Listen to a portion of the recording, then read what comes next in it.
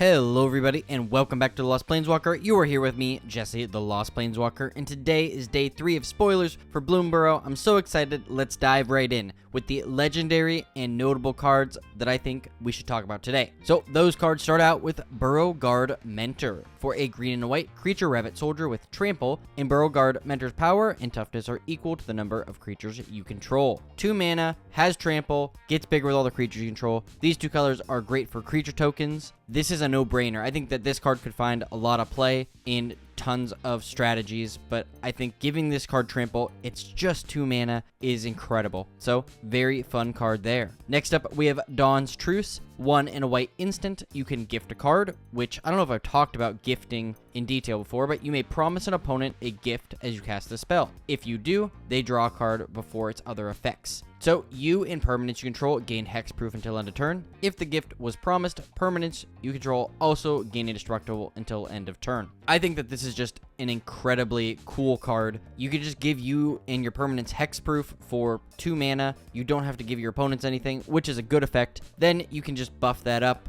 by giving all of your permanents indestructible until end of turn as well. That's very versatile, and I think it's worth talking about. Next up, one of my favorites from today is Mist Breath Elder. Single green creature frog warrior with at the beginning of your upkeep, return another creature you control to its owner's hand. If you do, put a +1/+1 counter on Mist Breath Elder. Otherwise, you may return Mist Breath Elder to its owner's hand. I could see this one being okay. You're having some issues where you don't have creatures on the board, but I think that this is very cool. You can play this turn 2 if you have another 1-drop, because turn 1 this is just going straight back to your hand. But it seems pretty fun and could actually get pretty big. So really nice early game card. Next up is Stargazer X Black Sorcery. Look at twice X cards from the top of your library. Put X cards from among them into your hand and the rest into your graveyard. You lose X life. We have a lot of effects similar to this in black, but this gives you a ton of card advantage. You do end up losing an amount of life, but you get to put whatever you want in your hand. There's no mana restriction or type restriction on it, so I think this is actually really neat. And I definitely could see myself putting this in some decks to just get some good card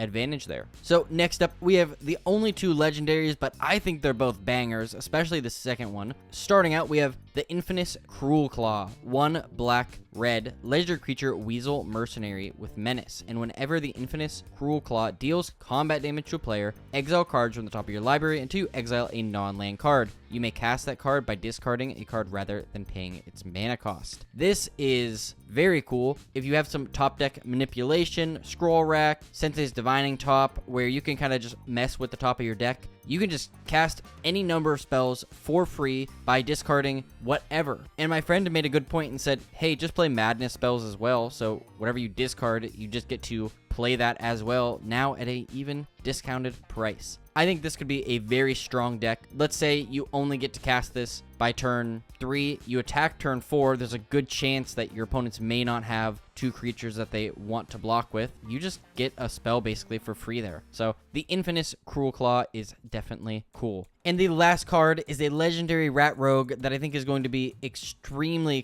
powerful. But before we show that off, I just want to say, if you aren't subscribed to my channel, please consider doing so. I'm going to be doing a ton of decks about Bloomburrow and probably about this card in general because it just seems that strong. So we have Ren the Relentless. 2 blue-black legendary creature Rat Rogue with Ward 2. If a creature an opponent controls would die, exile it instead. At the beginning of each end step, create X 1/1 black rat creature tokens. This creature gets +1/+1 for each other rat you control, where X is the number of creatures your opponents controlled that were exiled this turn. So at every end step, you get to make rats that just get bigger with the more rats on the board. This is so cool. I mean, obviously, if you've ever looked at playing those cards that say you can play as many of these as possible, you have Relentless Rats and Rat Colony. Now, each of those have restrictions based on whether you're only playing a certain amount of those cards or rats, you know, and you get larger power on one, but no bigger toughness, and the other one's a little harder because you have a higher mana restriction with 2 black pips. So they work out pretty well. But Ren the Relentless here is incredible. You can play rats in your deck. You can make it so when you cast spells, your opponents have to sack creatures, meaning you're going to make rats. This is a very strong card. The mana cost isn't terrible. It has Ward 2 for some reason, probably because everybody wants to remove this card. And out of all of the legendary creatures that are of a certain type, that are all rares that we've gotten so far, this is by far the most powerful. And yeah, I don't know what else to say. I mean, this is going to be a scary card when people start getting their hands on him. Now, it's time to go over the rest of the cards. Like I have been doing, I'm just going to read over the names. If you want to stop and read over them, go right ahead. But I don't want to waste your time by reading through all these cards if no one's really interested in